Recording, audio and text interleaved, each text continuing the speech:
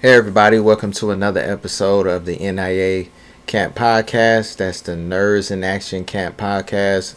I do recorded rooms 9 a.m. every Tuesday. If you want to be a part of the conversation and possibly be tipped love or gain a subscriber, you have to tune in on the days that I'm recording. Sometimes I stretch it out depending on how juicy the topic is, so more people can get in and be a part of the conversation.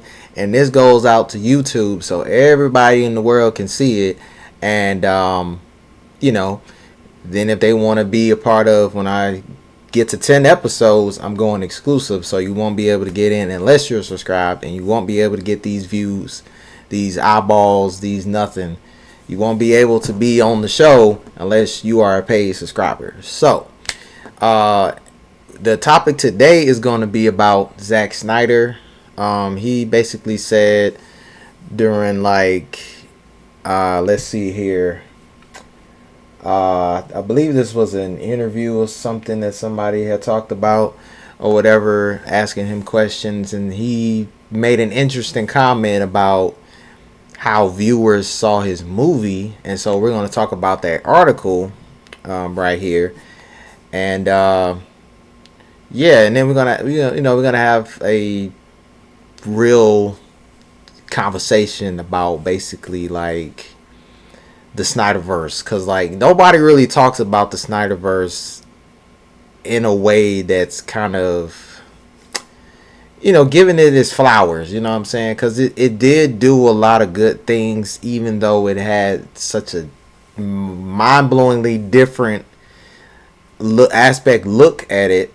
It just feels like they probably should have done this in animated form and not into a live action movie. It didn't translate well to the niche community that likes this stuff.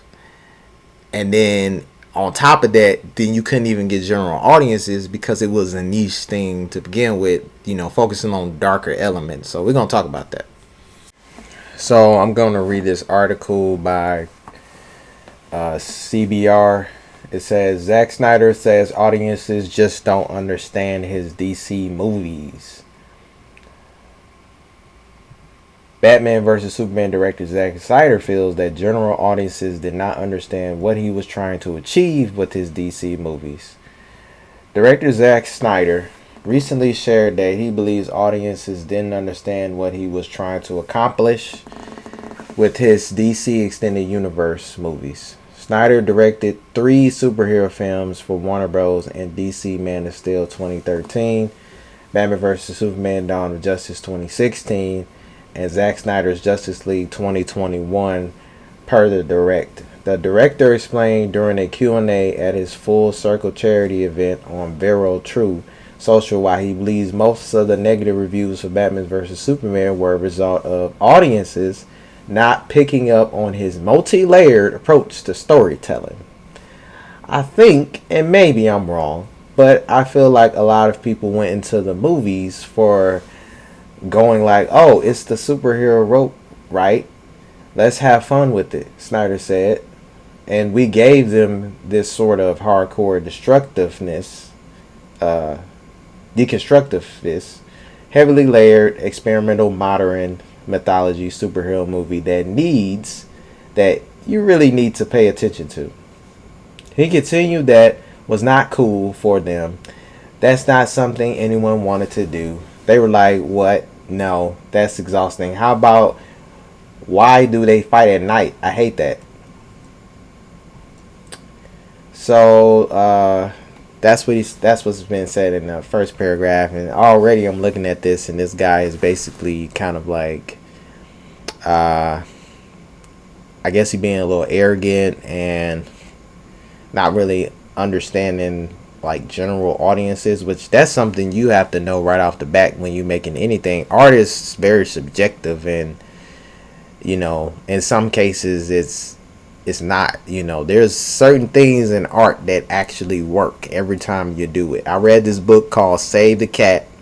This is the book that's helping me write my comic book, and in that book it tells you that nothing under the sun that has been created has not been done before. Everyone has done it. They just repackage it a different kind of way, and then they give it to general audiences or whoever's listening to the story, the people who are the viewers or the listeners, and then they love the story, they give you praise and or money or whatever it is at the people that's your audience, and it works.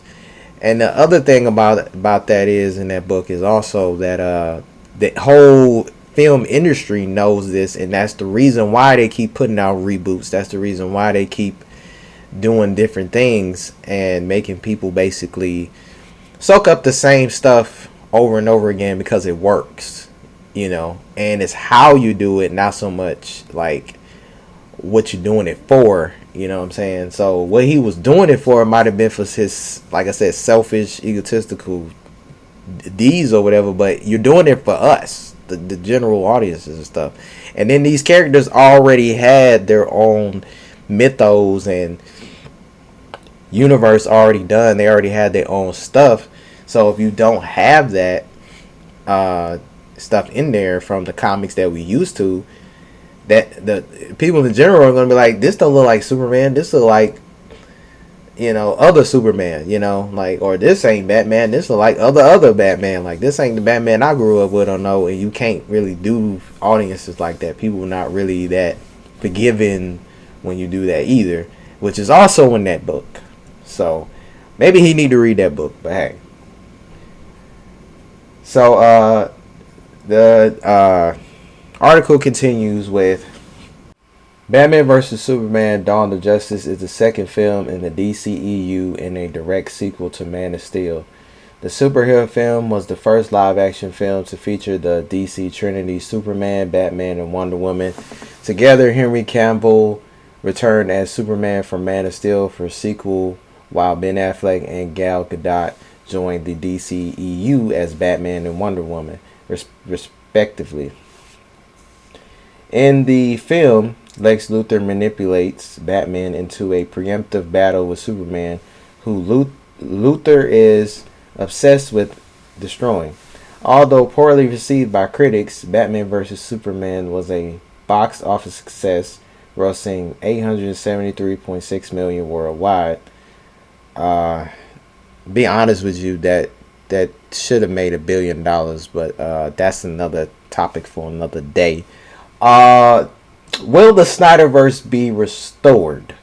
While Snyder stepped away from the DCEU during the production of 2017's Justice League, he returned to complete his director's cut of the film titled Zack Snyder's Justice League for HBO Max in 2020. Although Snyder has moved on to non-DC projects, there are still fans hoping to see his era of the DCEU, canonically known as the SnyderVerse, revived by Warner Bros. And DC Studios at this time. WB and DC have not listed to the Restore the SnyderVerse campaign, opting instead to reboot the franchise under the shared leadership of James Gunn and Peter Safran.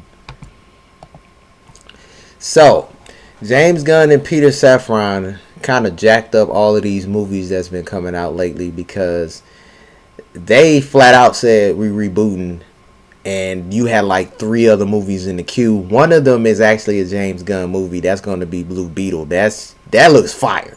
But Shazam 2 got hit, Black Adam got hit, and Wonder Woman.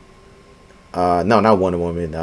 Black Adam and Shazam got hit because they said they were going to reboot, and those movies just wasn't gonna do good, just because they're the last couple of movies or whatever that was under the old regime.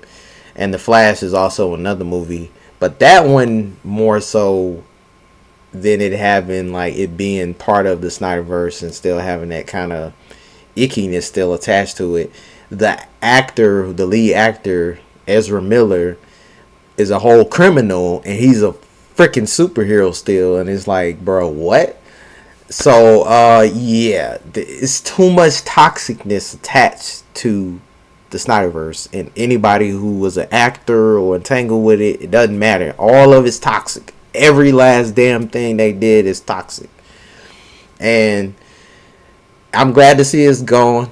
is about to be gone, and we about to start over, and we finna start off with Superman. Is gonna be a movie that's gonna kick everything off with James Gunn, and I'm happy because this is crazy. Well, technically it's Blue Beetle, but Superman is really kicking off the new universe. Blue Beetle is kind of gonna be his own thing for a while, which is good because it being a standalone thing and not necessarily tied into a universe just yet until they can get everything fleshed out is great.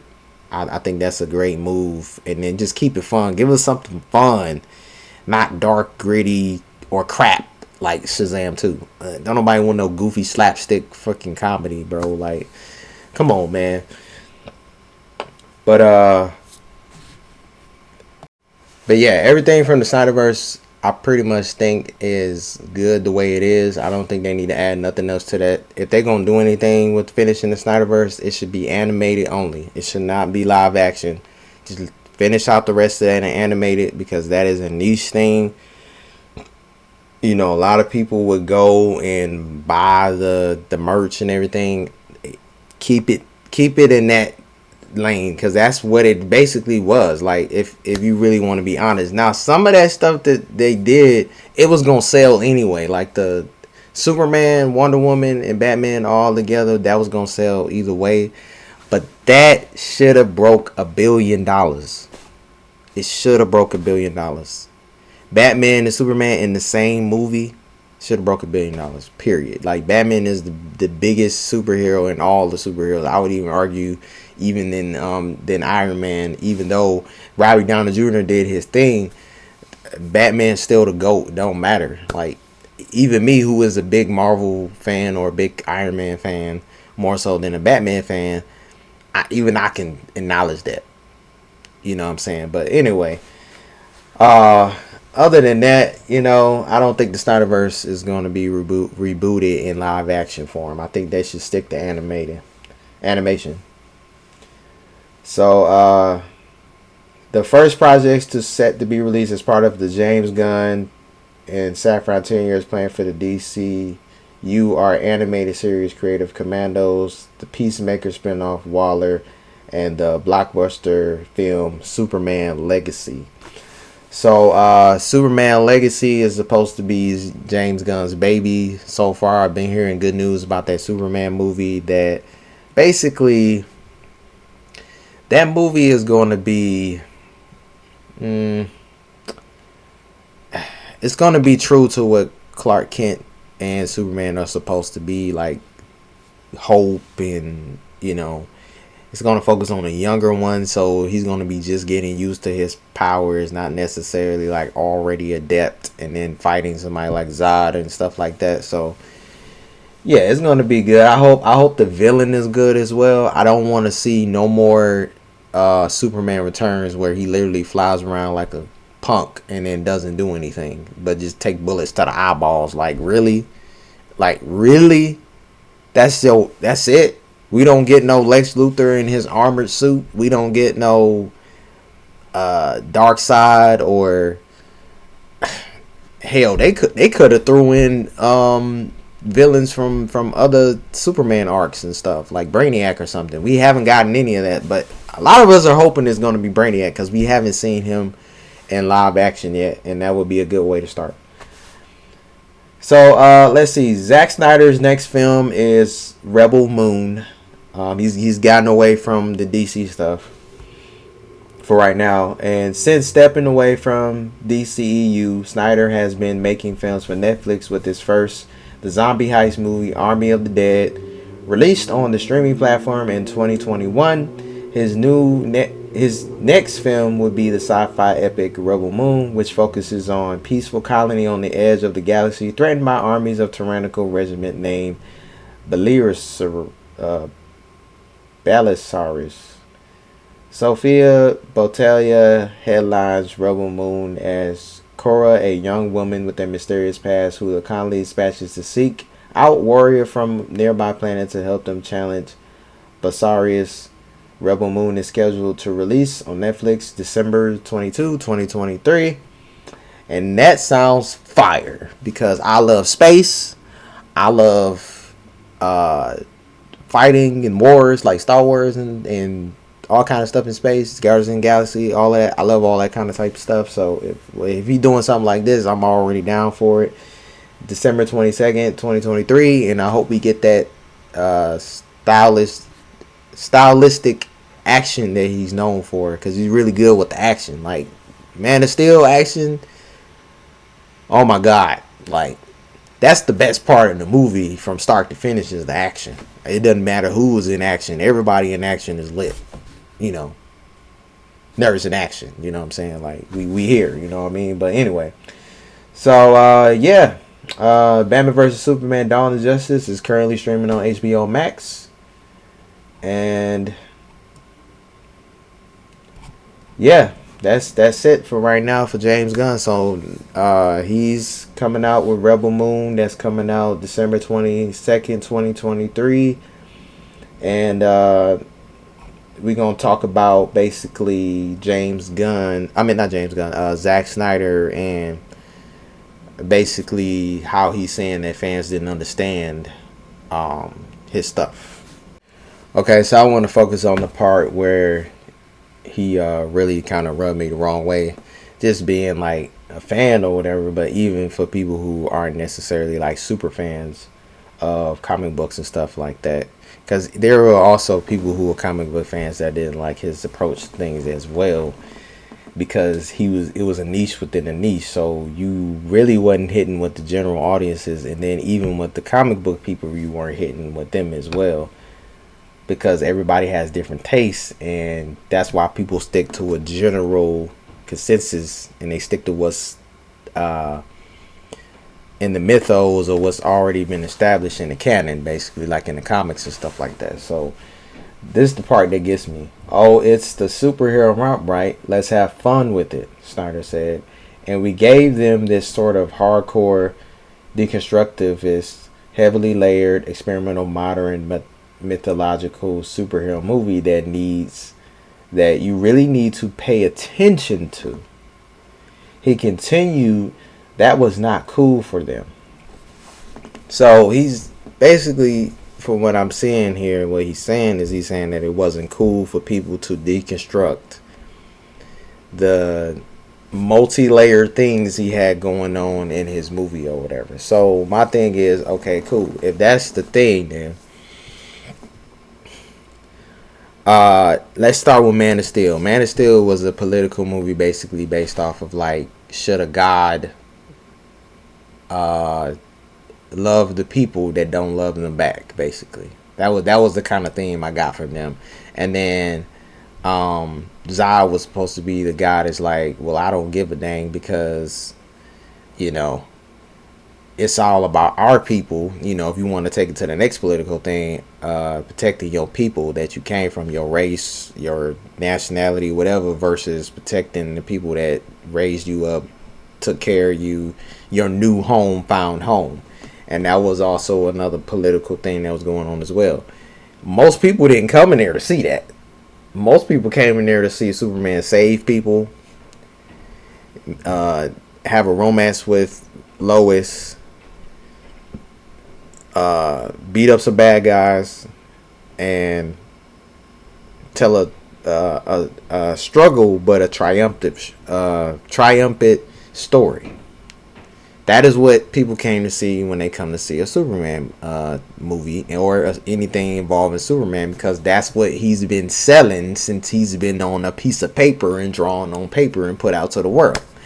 So audiences knew exactly what they came in there for. You just didn't provide that thing, or you didn't present it in a way that people could understand it. Let's go to the next thing. People didn't understand the Batman versus Superman thing, which had a different, darker, grittier view on stuff. Is Superman responsible for all the destruction that happened to the world when Zack came? And why should he be blamed? And then men basically have to come together to stop a potential threat, not really a full threat, but a potential threat being Superman, because of how much power he has or whatever. That sounds good on paper. That sounds good in a niche market. But like when you're talking about general audiences, yet again, Nobody cares about that. They came to see Batman and Superman together fighting bad guys, together solving crimes, together building up, towards getting on the same page. And then you don't throw in a Doomsday and then come back later on, because there are some articles out there saying that he was going to do some more crazy stuff with Doomsday or whatever, and that was like baby Doomsday, and then the real Doomsday was supposed to come later. No, we not doing that. No. That's why you don't need to be dealing with this stuff no more, which I'm okay with him not being a part of this after hearing this crap, because he also was going to do another crazy thing, which was going to make Wonder Woman a freaking Kryptonian. Like, what are we doing? Like, a Kryptonian? No, she's a whole different type of being. Keep it that way. She's a magical being, a dang deity basically, or descendant of one, and leave it at that. She don't need to be an alien. Like, what are we doing? We don't have to make the fantastical realistical. Like, no, that's not. No, it's stupid. So that's the kind of stuff that he was trying to do. And then, you look at Doomsday or whatever, him putting in baby Doomsday, basically doing a whole movie arc. Like, he was packing stuff in Batman vs. Superman, doing a whole arc that could have been his own movie that could have made $1 billion. Superman dying, his whole reason for dying is the movie itself. It don't need nothing else in it. Like, if you go back and you watch the old Superman movie, because he has all of the, like I said, he has all of the lore and all of the stuff that's out there, and he's not really good at working in sandboxes or whatever. He has to basically work in his own sandbox and pick and choose what he want to use. He's not really good at working in his own sandbox with already established lore. I understand that.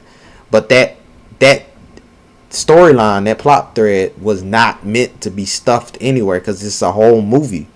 Like, Superman fought Doomsday immediately, and he had to upscale the fight over and over again, kept escalating, because Doomsday is an adaptive type of being or whatever. He keeps getting stronger as you keep putting more and more on his ass. So eventually it got to the point where Superman had to basically fly him up in space and slam his behind in the ground like a comet, and they both died.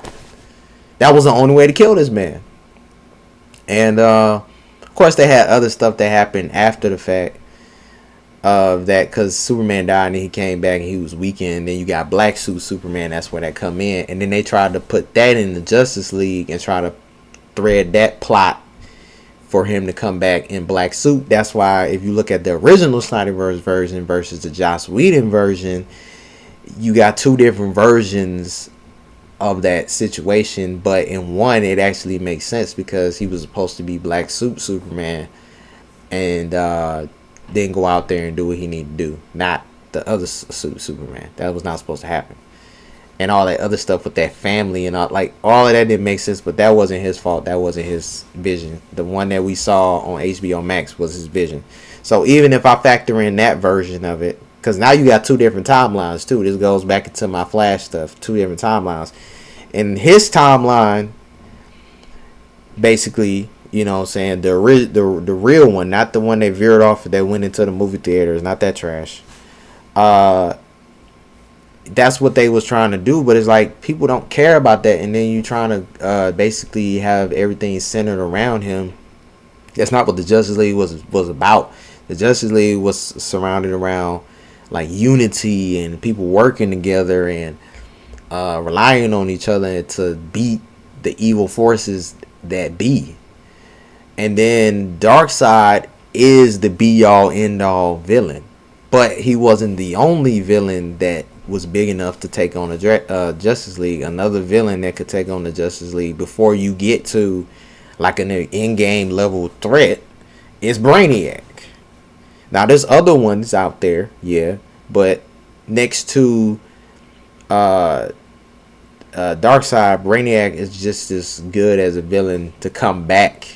Like he could have been a villain they built it up for like the first series or whatever of movies, kind of like the MCU does, right? And that first series was like, okay, we gonna have you fight Trying to think of somebody who was built up like Loki or something, and then you fight him one time and then you fight him again later on, something like that. But in this case, Thanos is Darkseid, so yeah, you will have little things here and there hinting at him coming, but that should have been like dead last when he actually shows up. Because even in the Snyder cut, that kind of shot they load too quick, because now I'm seeing him, and then I'm seeing him in a different kind of light than I need to see him in. I know Darkseid is stronger than what most people are saying, but we don't know his version of Darkseid, how strong he was, because dude got cut by God and he was like, yeah, I'm dying. Like, no, that's not Darkseid. Darkseid in the comics is a whole freaking other dimension, like a whole nother reality is what he controls.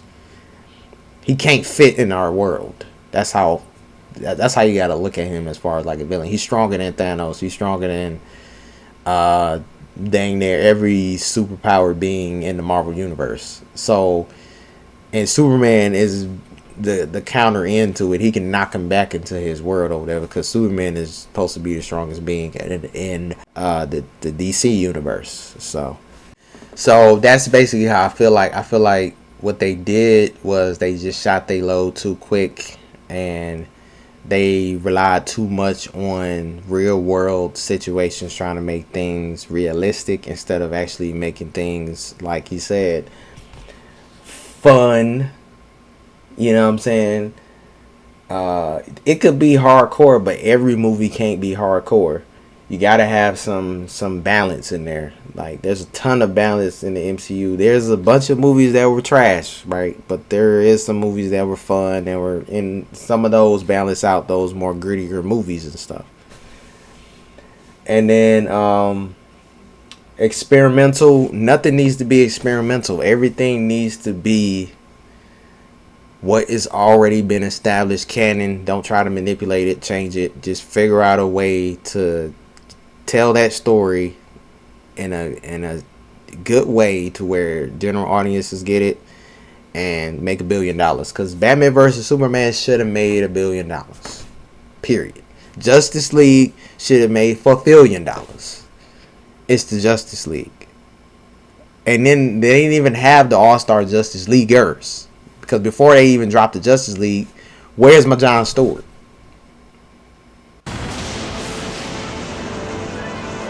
Now this is that moment right here. You gotta get Green Lantern back. We gotta get John Stewart, man. All is lost. Not while I'm standing. In brightest day, in blackest night, no evil shall escape my sight. Let's get it.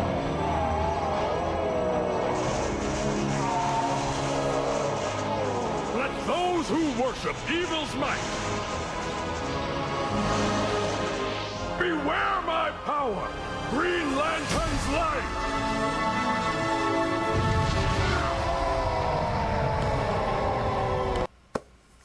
That right there. That's what we need, okay? This is why we need John Stewart, okay? That's all I'm saying. That's all I'm saying. I mean, I get Cyborg and all of that, but Cyborg wasn't really a big Justice League person for the ones we grew up with. We grew up with Justice League and Justice League Unlimited and Young Justice. But for me, it was Justice League and Justice League Unlimited. If they had basically did Justice League Unlimited, they could not have lost. They would have had gold on their hands. The animation team gets it. They should have had them in the writing room when they was making this stuff. So I'm just saying, I get what he was trying to do, but it was niche. And you know, if you feel any kind of way, you know, you can tell me in the comments, or if I bring this conversation up again on Fanbase, you can come on here and we can talk about it.